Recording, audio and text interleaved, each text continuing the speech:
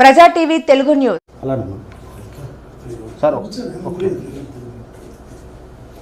ఈరోజు గుడివాడ ప్రజల తరఫున తెలుగుదేశం పార్టీ అభ్యర్థిగా ఎన్డీఏ బలపరిచిన తెలుగుదేశం పార్టీ అభ్యర్థిగా నేను ఎమ్మెల్యే పొజిషన్కి నామినేషన్ వేశాను. ఈరోజు అశేషంగా తరలి వచ్చిన నా గుడివాడ ప్రజానీకానికి చేతులెత్తి నమస్కారం పెడుతున్నాను. ఇది మన విజయం ఈ రోజుతోనే తేలిపోయింది. మన కోసం మనం ఇంత పెద్ద ఎత్తున అందరూ తరలి వచ్చి మన విజయాన్ని ప్రపంచానికి చూపించినందుకు ప్రత్యేకమైన ధన్యవాదాలు. గుడివాడ చాలా దారుణమైన పరిస్థితిలో ఉంది. రోడ్లు లేవు, నీళ్లు లేవు, డ్రైనేజ్ లేదు, ఉద్యోగాలు అయితే చెప్పాల్సిన అవసరమే లేదు. ఇంత దారుణమైన పొజిషన్లో మన 20 ఏళ్ళుగా ప్రస్తుతం ఉన్న ఎమ్మెల్యే మన కళ్ళని మూసి కళ్ళ గంతలు కట్టి అంతా ఏదో అభివృద్ధి చేస్తా అన్నట్టు చెప్పుకుంటూ వెళ్ళిపోతా ఉన్నాడు. ఇది ప్రజలు అందరూ గమనించారు. అందుకే ఈరోజు అందరూ మా తరపున మీరు ముందు నడవండి, మీతో పాటు మేము నడుస్తామని చెప్పి ప్రతి ఒక్కరూ తరలి వచ్చారు. ఈరోజు చూస్తే గుడివాడ మొత్తం ఒక్క ఈ ఆర్డీఓ ఆఫీస్ ఏరియా తప్పితే ఎక్కడ చూసినా కానీ ప్రజలు వాళ్ళ బాధలు ఈ రోజుతో తీరుతున్నాయనే ఆనందంతో అందరూ దిగ్విజయంగా ముందుకు వచ్చి నన్ను ఆశీర్వదించారు. నన్ను ఇక్కడ దాకా తోడుకు వచ్చి పంపించి చేయించుకొని నామినేషన్ వేసినామని పంపించారు. మీరు అందరూ చూశారు. ఈ ఎమ్మెల్యే కళ్ళబొల్లి మాటలు ఎంత దారుణం అంటే ఎదురుగుండా కనపడుతున్న నిజాన్ని కూడా అబద్ధం అని చెప్పగలిగిన ఏకైక మనిషి. సమస్యల గురించి ఏమాత్రం అవగాహన లేని వ్యక్తి. 3 సార్లు గెలిచి నేనేదో అధికారంలో లేను అందుకని మీకు చేయలేకపోయాను, 4వ సారి అధికారంలో ఉండి నేను అద్భుతంగా చేస్తాను అని చెప్పాడు. సరే, మరొక్కసారి ప్రజలందరూ నమ్మారు. నమ్మిన ప్రజల్ని నట్టేట ముంచాడు. ఎమ్మెల్యేనే కాదు, మంత్రి అయ్యాడు. బోల్డ్ అన్ని అవకాశాలు వచ్చినాయి.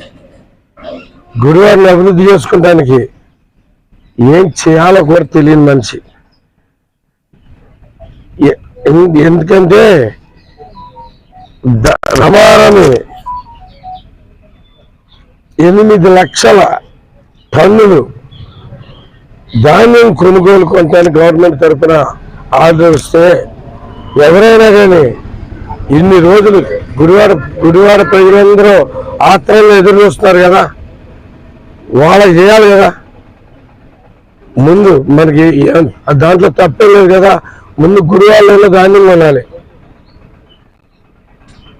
అది మానేసి ఇక్కడైతే తెలిసిపోద్దని చెప్పి east Godavari, west Godavari, east గోదావరిలో 4 లక్షల టన్నులు కొన్నాడు. వెస్ట్ గోదావరిలో 3.5 లక్షల టన్నులు కొన్నారు.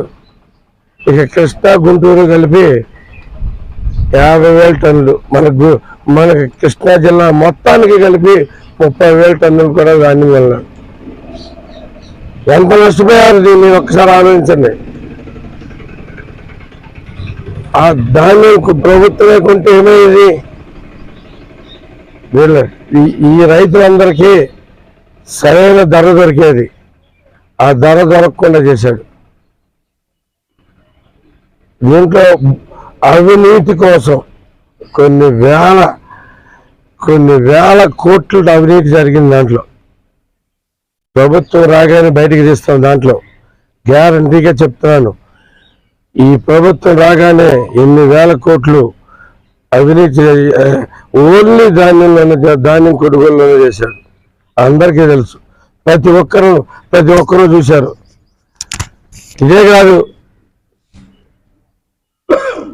ఇంకా అనేకమైన దారుణాలు చేశాడు.